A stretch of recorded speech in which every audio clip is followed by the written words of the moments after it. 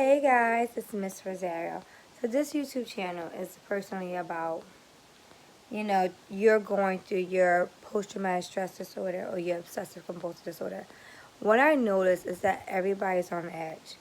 A lot more people in this generation, I would say born in like the 80s, 90s, where like the more electronic, are heightened. It's as if we go to 0 to 100 real quick. Um, I'm not quite certain why. However, I noticed that a lot of people are always antsy. Like something's about to happen or something like that. However, what I want to discuss is like getting out of your head. How important that is. Like when I think big, I'm more grounded. But then I get scared. A lot of us are scared in our life, and that's why we have these anxiety.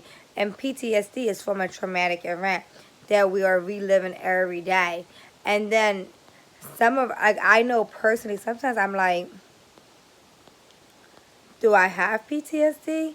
Or then sometimes I'm like, as if I want the condition. It's as if like I want to have PTSD. I mean, I don't want it, but I feel like I need it in a sense because in a sense it's hurtful, but in a sense it kind of protects me, which is really weird because it's not protecting me for real, for real. What is it doing to me? It's really hurting me. It's really hurting me in real life. It's creating conflict with my mental battle with myself, creating conflict with my son, creating conflict with my family, creating conflict for everyone.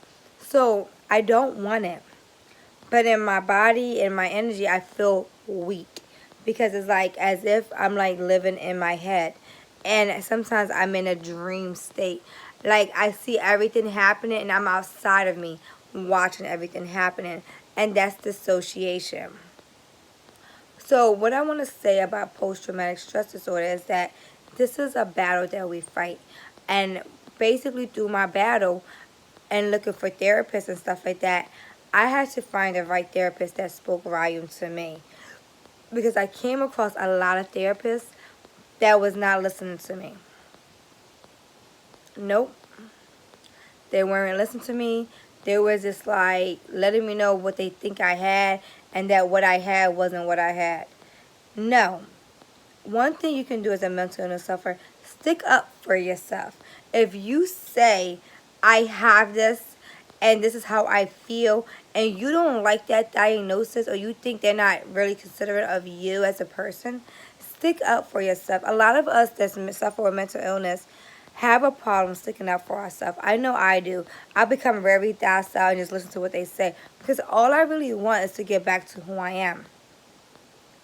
That's all we all want is to get back to that person that we once lived, not knowing that that person is still who we are, because that person is what's keeping the fight going. Because if it wasn't for that person, you would not be here. It's not an easy battle for no one who suffers from mental illness, whether it's PTSD, whether it's OCD, whether it's anxiety, whether it's bipolar, whether it's schizophrenia, whether it's ADD, whether it's ADHD. I'm like, all these damn conditions. Like, we're just the fuck crazy. Like, pick one. Roll the dice and get one. But anyway, what I want to talk about is like therapists. A lot of therapists, when I told them about my trauma, what happened to me as a kid, they kept ruling it out. They act as if it wasn't important. They act as if it was like, oh, well, that's not a big deal. You just have OCD. They didn't want to know about my history. They didn't want to know how did I get there. They just wanted to know about my family history. Did they have it? And they're like, oh, okay. And then basically I talked to them for like 30, 40 minutes, and then I would just go. Then I feel like crap all over again. That's not helpful to me. So you get to know all my problems. I don't get to know nothing about you, right? Because therapists are meant to have a wall, right? Fuck that. Don't get you a therapist that's not open to being emotionally involved with you. Get you a therapist that wants to get to know who you are and who truly, genuinely have a care and a concern for you. If you have a therapist that's not really for you, leave that therapist. I had to learn that the hard way. I knew therapists that was lying to me and I just would go. I felt it, I seen it. You know, they wasn't really concerned about me. Thank God for my new therapist who's truly genuinely have a real concern about me, who educates me, who goes over and beyond for me and my son to try to get me the help that I need. Okay? So, get you, and she gives me hugs and she makes sure and I'm okay. Get you a therapist that can really genuinely care for you, that you feel good about. Not someone, like, you tell your whole life story to these people. And all you want for them to heal you, and bad enough you're fighting battles with your family, your friends. And one thing you're looking for when you have all these conditions, I know for certain, is love and condition and acceptance.